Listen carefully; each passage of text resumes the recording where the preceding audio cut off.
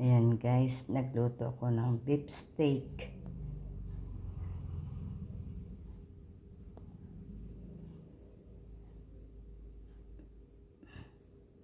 Beef steak for lunch. Sakto na yan guys. Tipid-tipid time. Sarap yan guys. Hindi ko na binidyohan kung paano ko niluto. Basta minikos-mikos ko lang yan. Tapos, yun lang. Thank you guys for watching. I love you all. God bless us all. Bye-bye.